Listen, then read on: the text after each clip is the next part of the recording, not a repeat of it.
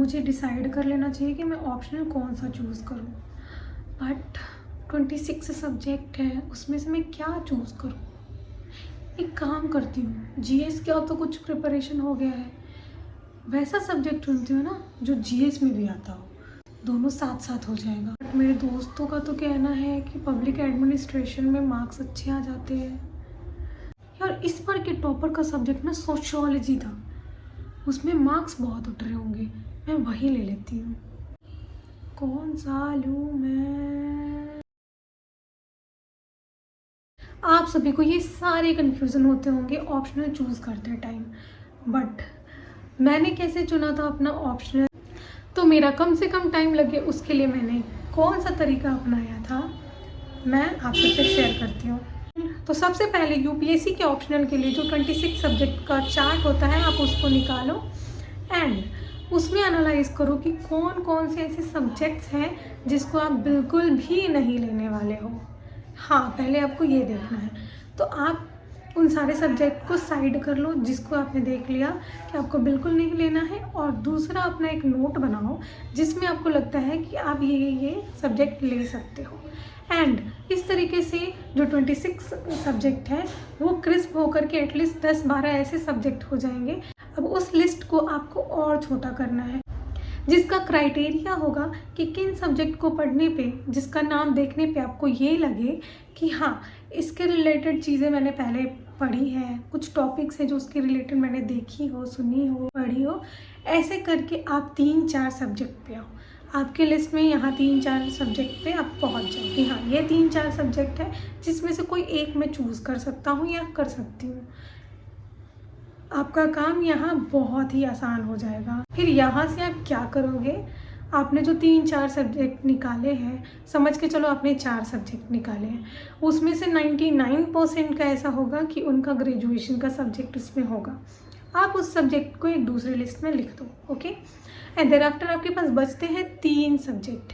उन 3 सब्जेक्ट में से अब आप कैसे एक सब्जेक्ट पे पहुंचते हो, उसके लिए आप कुछ चीज़ें देखो, लाइक उन तीनों के PYQs निकालो, बहुत ईजिली अवेलेबल है, आपको बहुत ईजिली मिल जाएंगे। उनके PYQs निकालो, क्वेश्चंस पढ़ो तीनों का, एंड उसके बाद देखो कि पा रहे हो जिस पे आप सोच पा रहे हो कि हाँ इसका आंसर मैं ऐसे कर सकती हूँ, ये कर सकती हूँ, या कुछ तो मैं कर सकती हूँ। उन तीनों में से जिनके PYQs आप अच्छे से समझ पाओ उसको अपने लिस्ट में शामिल करो। तो इस तरीके से आप पहुँचोगे 2 सब्जेक्ट पे, एक जो आपका ग्रेजुएशन का सब्जेक्ट रहा है एंड दूसरा जो आपने पूरे लिस्ट में से निकाल करके एक सब्जेक्ट रेडी किया है। अब इन दोनों में से कौन सा चूज़ करना है, तो उसके लिए आप 2 क्राइटेरिया सेट करो। पहला, दोनों का PYQs निकाल करके देखो, दोनों का सिलेबस निकाल करके देखो, एंड उसके बाद देखो कि क्या क्या चीज़ें पढ़नी है। लेकिन जब आप 2 सब्जेक्ट पे पहुंच गए हो तो आप 2-3 साल के PYQs देखो एंड समझो कि आप किसके आंसर अच्छे से कर सकते हो या फिर कुछ भी क्रिएटिव सोच सकते हो।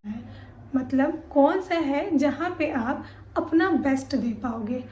अगर आप तीनों में से कोई सब्जेक्ट डिसाइड नहीं कर पा रहे हो, आपको कुछ नहीं समझ में आ रहा है, उठाओ अपनी ग्रेजुएशन का सब्जेक्ट एंड शुरू हो जाओ। ऐसा समझ लो कि आपके पास कोई और ऑप्शन ही नहीं है।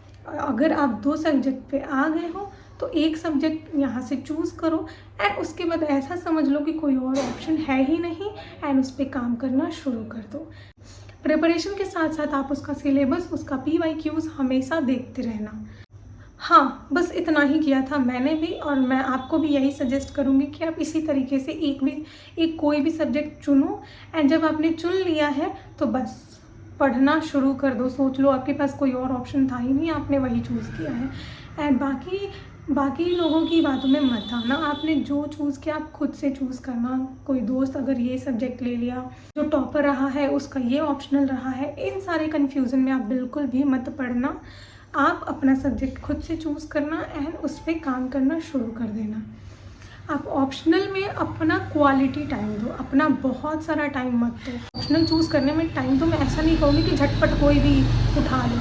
आपको अगर इस प्रोसेस को करने में 10 दिन लग रहा है, अगर 15 दिन भी लग रहा है, 20 दिन भी लग रहा है, तो वर्थ इट है। बस आप एक सब्जेक्ट पे पहुँच जाओ एंड उसके बाद से नो कन्फ्यूज़न, आप अपनी प्रिपरेशन शुरू कर दो।